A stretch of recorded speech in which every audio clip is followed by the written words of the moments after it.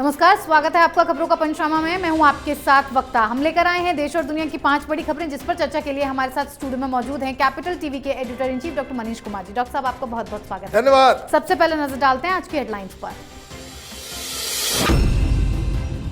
वित्त मंत्री निर्मला सीतारमण ने पेश किया आम बजट। किसानों को मिला तोहफा, कपड़ा, चमड़े का सामान, मोबाइल चार्जर, खेती का सामान, हीरे के गहने, जूते चप्पल होंगे सस्ते।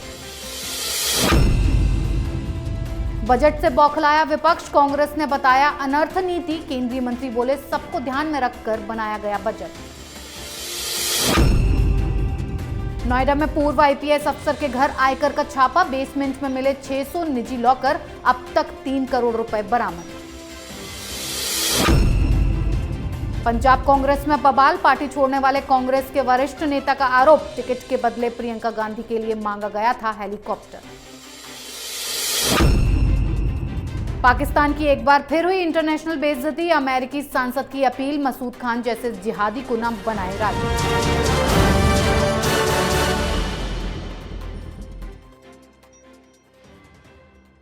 सबसे पहले बात आम बजट पर। वित्त मंत्री निर्मला सीतारमण ने आज देश का आम बजट पेश किया। इस बजट में सरकार ने आम लोगों को राहत के साथ साथ कृषि क्षेत्र से जुड़े कई अहम ऐलान किए हैं। इस बार बजट से कपड़ा, चमड़े का सामान, मोबाइल चार्जर, खेती का सामान, हीरे के गहने, जूते चप्पल और विदेशों से आने वाली मशीनें सस्ती होंगी। साथ ही वित्त मंत्री ने धान और गेहूं की खरीद के लक्ष्य को बढ़ाने का फैसला किया है। बुंदेलखंड के लिए केन बेतवा नदी परियोजना के लिए भी 44,605 करोड़ रुपए का आवंटन किया गया है। एमएसपी मूल्य का रिकॉर्ड भुगतान किया जाएगा। रासायनिक उर्वरकों पर निर्भरता को कम किया जाएगा। साथ ही कॉर्पोरेटिव सरचार्ज 12% से घटाकर 7% किया जाएगा। डॉक्टर साहब, इस बार बजट से आम के साथ साथ खास लोगों को भी क्या फायदा होगा? देखिए, मुझे तो बहुत ही नॉर्मल और बहुत ही इसको कह सकते हैं कि एक साधारण सा बजट दिखा। इसमें मिडिल क्लास को कोई खास राहत दिख नहीं रही, प्लेन एंड सिंपल। और जो चीज़ें की गई हैं उससे कोई पॉलिटिकली कोई मसला कोई सॉल्व हो इनका, वो भी नज़र नहीं आ रहा। बहुत ही साधारण और एक तरह से आप समझिए कि डिसअपॉइंटिंग बजट है जी। वो इसलिए भी है कि देखिए, हिंदुस्तान में जब से ये कोरोना काल की वजह से जो मिडिल क्लास है वो उसको लगातार दिक्कतों का सामना करना पड़ रहा है। और आपके पास लुटाने के लिए सारा कुछ है, आप राहतें दे रहे हैं गरीबों को, अच्छी बात है, लेकिन मिडिल क्लास के लिए भी कुछ होना चाहिए। जो लोग सरकार का खजाना अपनी मेहनत से इनकम टैक्स देकर के भरते हैं, उनके लिए भी आपके पास कुछ न कुछ ऐसी चीज़ें होनी चाहिए। क्योंकि देखिए, कोई टैक्स के रेट में कोई बदलाव नहीं आया, कोई रिलीफ नहीं मिला। जो बिजनेस करने वाले लोग हैं उनको भी कोई रिलीफ नहीं है।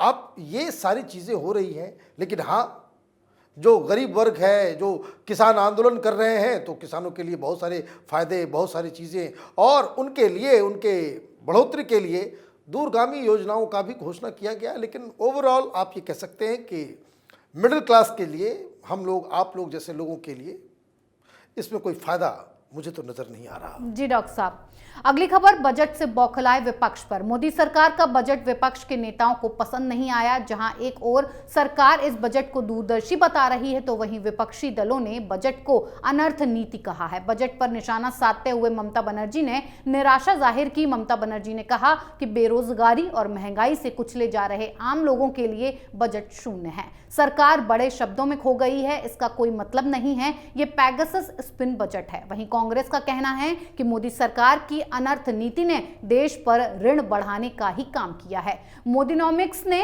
अर्थव्यवस्था को तबाह किया है। देश के लिए मोदी सरकार की अनर्थ नीति हानिकारक साबित हो सकती है। डॉक्टर साहब, ये विपक्ष क्यों परेशान हो रहा है इस बजट से? देखिए, विपक्ष तो हमेशा कहता है, विपक्ष का काम ही यही कि भाई कभी भी बजट आता है, कभी कोई विपक्ष ये कहेगा कि बजट बहुत अच्छा है। हर बार वो तो कुछ तो पेटेंट वर्ड्स होते हैं कि ये बजट जो है वो जन विरोधी है, गरीबों का इसमें ख्याल नहीं रखा गया, इसमें जो है अमीरों के लिए बजट लाया गया है, ये पूंजीपतियों वाला बजट है। विपक्ष का ये आरोप जस्टिफाइड भी है, this is what they are for. लेकिन कुछ बातें जो समझने वाली है कि जो आपने लिस्ट बताई कि भाई क्या महंगा हुआ क्या सस्ता, महंगाई है जी। तो महंगाई है, इसमें कोई डाउट नहीं है, कोई ये नहीं कह सकता भाई महंगाई नहीं है। तो भाई महंगाई से रिलीफ देने के लिए भाई आपके पास क्या योजना थी? जो कम से कम जो चीजें जो हम रोज इस्तेमाल में लाते हैं उसकी कीमतों में कम करने के लिए आपने कोई इसमें इंतजाम किया? वो नजर नहीं आ रहा इस बजट में, बिल्कुल नहीं नजर आ रहा। दूसरी समस्या बेरोजगारी है। बेरोजगारी है तो ये हकीकत है, इसको मानना पड़ेगा। तो कम से कम बजट के जरिए आप किस हिसाब से रोजगार उत्पन्न करेंगे, रोजगार किस तरीके से आगे उत्पन्न होगा, उसके लिए कोई रोड मैप या कोई इस तरह का मुझे नज़र नहीं आ रहा है कि इंफ्रास्ट्रक्चर में बहुत ज़्यादा कुछ ये डाला गया हो। दिक्कत क्या है, यही बात समझने की है जो मैं बार बार कहता हूँ। जब सरकारें फ्री में बांटना चालू कर देती हैं, मुफ्त में सब कुछ, तो सरकार के पास रिसोर्सेज नहीं हो जाते हैं कि उससे आप ये बड़ी बड़ी योजनाओं को जो समाज के लिए, देश के लिए, जिसका फ्यूचर में रिजल्ट मिले, आप वो चीज़ें नहीं कर पाते क्योंकि आपके पास रिसोर्सेज नहीं होते हैं, क्योंकि आपका सारा ध्यान फ्री में बांटने में लगा हुआ होता है। तो यही साफ साफ नज़र आ रहा है कि इस बजट में बेरोजगारी और महंगाई को लेकर के इसमें कोई खास चीज़ें नज़र नहीं आ रही हैं। लेकिन हाँ, मैं फिर कहूँगा कि किसानों के लिए ये एक बहुत ही अच्छा बजट बनाया गया है। एक मिक्स्ड रिएक्शन आप कह सकते हैं, लेकिन जो मिडिल क्लास है, they have been ignored once again. जी डॉक्टर साहब, अब बात नोएडा में ईडी के एक्शन पर। नोएडा के सेक्टर 50 में आयकर विभाग ने पूर्व आईपीएस अफसर राम नारायण सिंह के घर पर छापेमारी की है। इस छापेमारी में आयकर की टीम को 600 लॉकर मिले हैं, जिसमें से अब तक 3 करोड़ रुपए कैश बरामद किए जा चुके हैं। फिलहाल ईडी की टीम घर की बारीकी से तलाशी कर रही है। सूत्रों के मुताबिक 2 और संदिग्ध लॉकर जल्द ही तोड़े जा सकते हैं। डॉक्टर साहब, एक बार फिर से नोएडा में एक धनकुबेर पकड़ा गया है, इसके तार कहां तक जुड़ेंगे? देखिए, ये जो आईपीएस ऑफिसर हैं राम नारायण सिंह, इनके रिश्ते समाजवादी पार्टी से हैं, उनसे इनकी नजदीकियां हैं। और ये काम क्या हो रहा था, नोएडा में घर है, घर के नीचे बेसमेंट है और बेसमेंट के अंदर इन्होंने 600 लॉकर्स बना रखे हैं और जिसमें नोट भरे पड़े हैं। ये 3 करोड़ रुपए अभी तो एक लॉकर से निकला है। अंदर कितने पैसे, कितना कैश निकल रहा है, इसकी अभी तक फुल एंड फाइनल जानकारी ईडी की तरफ से या इनकम टैक्स डिपार्टमेंट की तरफ से नहीं मिली है। अब मसला क्या है, जब इन्हें पकड़ा गया कि बताया गया कि भाई साहब हैं कहाँ, तो वो अपने गांव गए हुए थे। उनको फ़ोन करके पूछा गया तो वो कह रहे हैं कि भाई देखिए, लॉकर्स तो हैं, हम किराए पे देते हैं लॉकर्स, माने बैंक बने हुए ही है। जिस तरीके से बैंक में लॉकर्स मुहैया कराई जाती है, उसी तरीके से भाई साहब बेसमेंट में अलग अलग लोगों को ये प्राइवेट लॉकर्स दिया करते थे। ये इनका धंधा है, ये इनका बिजनेस है जो इनके बेटे करते हैं। अब इसकी लीगैलिटी इलीगैलिटी अपनी जगह पे है। अब वो लिस्ट भी आएगा, भाई ये जो लॉकर्स हैं वो किस तरीके से इस कानून के नज़रिए में किस हिसाब से वो है, और ये बेनामी संपत्ति मानी जाएगी। और इसके ऊपर जो इत्र वाले के पास से जो मिला, उसने तो कह दिया भाई हमारा पैसा है, टैक्स लो और हमारे पैसे वापस करो। 300 करोड़ है तो आप इसमें 30% हमारा जो है टैक्स काट लो और बाकी सब मुझे दे दो।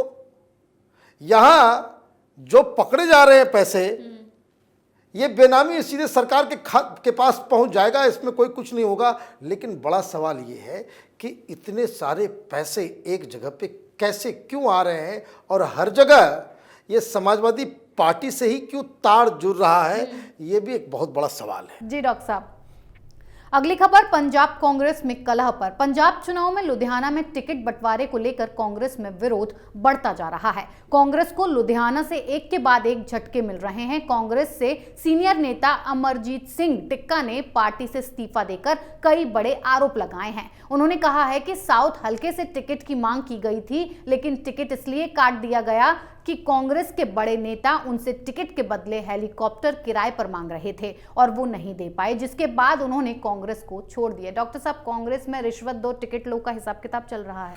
देखिए, ये तो बड़ा अजीबोगरीब आरोप कांग्रेस पार्टी के ऊपर लग गया।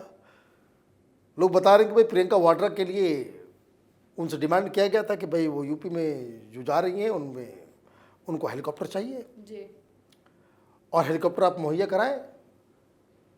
तो उन्होंने कहा कि भाई हेलीकॉप्टर मेरे पास कहाँ से आएगा, मैं कहाँ से मुहैया कराऊं। तो उनका टिकट काट दिया गया। ये इनका आरोप है जी। अब आरोप में कितनी सच्चाई है, चुनाव का समय है, कोई यहाँ तो हरिश्चंद्र बैठा हुआ नहीं किसी भी पॉलिटिकल पार्टी में। हर नेता जो है आजकल दूसरे मोड में है। तो ये आरोप प्रत्यारोप का जो मसला है ये चल रहा है। लेकिन दुखद ये है कि कांग्रेस पार्टी जो पंजाब में एक सुदृढ़ स्थिति में तब तक थी जब तक कैप्टन अमरिंदर सिंह इसके चीफ मिनिस्टर थे, लेकिन जिस हिसाब से अभी रस्साकस्सी चल रही है, अभी एक और नया बवाल शुरू हो गया। चन्नी दो जगह से चुनाव लड़ रहे हैं, तो कांग्रेस का एक धड़ा कह रहा है कि भाई ये चीफ मिनिस्टर कैंडिडेट हो गया। अब कोई पूछता है कि भाई क्या हिसाब किताब है सिद्धू से कि भाई दो जगह से लड़ रहे हैं, वो चीफ मिनिस्टर के कैंडिडेट उनको मान लिया जाए क्या? क्योंकि ये काम तो सिर्फ वही करते हैं जो चीफ मिनिस्टर के, प्रधानमंत्री के जो उम्मीदवार होते हैं। जैसे मोदी जी दो जगह से लड़ते हैं, है ना जी।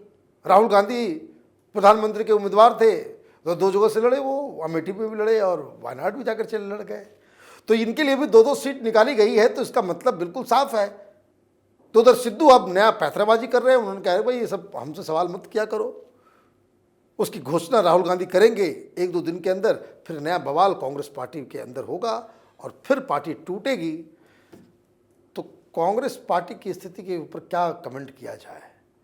वो इसको कह सकते हैं कि कैसी नाव हो गई है कि जिसमें कई सारे छेद हैं।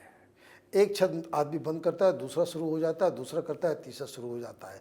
बड़ी मुसीबत है राहुल गांधी की। जी डॉक्टर साहब, आखिरी खबर पाकिस्तान को लगे बड़े झटके पर। पाकिस्तान को एक बार फिर इंटरनेशनल बेइज्जती का सामना करना पड़ा है। अमेरिकी संसद ने पाकिस्तान के अगले राजदूत के रूप में मसूद खान की नियुक्ति पर एतराज जताते हुए राष्ट्रपति जो बाइडेन से उसे खारिज करने की अपील की है। बाइडेन को लिखे अपने पत्र में सांसद ने मसूद खान को जिहादी बताया है। दरअसल पिछले दिनों हिजबुल समर्थक मसूद खान को पाकिस्तान ने अमेरिका में अपना नया एम्बेसडर बनाने का ऐलान किया था। इसके बाद से बवाल मचा हुआ है। डॉक्टर साहब, पाकिस्तान क्यों बार बार अपनी बेइज्जती करवाता है और अपनी पोल पट्टी खुद ही अपने हाथों से खोलता है? भाई आदमी लाएगा कहां से?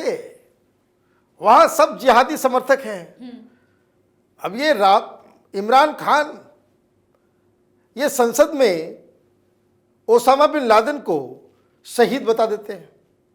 अब आप समझिए कि एक टेररिस्ट जिसे अमेरिका ने मारा उसको इमरान खान संसद के अंदर शहीद बता देता है। वहां जो यूएन डेजिग्नेटेड टेररिस्ट है हाफिज सईद, वो ओपनली रैली करता है और रैली जब होती उसका होता है तो बाकायदा स्पेशल ट्रेन चलाई जाती है कि ताकि उस रैली में शामिल होने के लिए लोग पंजाब से कराची जा सके। अब आप ये समझिए वहां पे किस तरीके से वहां की राजनीति अजीबोगरीब है। एक आप ये समझिए गुनहगार, एक टेररिस्ट जो एफएटीएफ की वजह से उसको जेल के अंदर डालना पड़ा, मालूम चला वो 2 साल से जेल के अंदर है और जेल के अंदर से ही वो बाप भी बन गया। किस तरह का जेल खाना है समझ में नहीं आ रहा जी।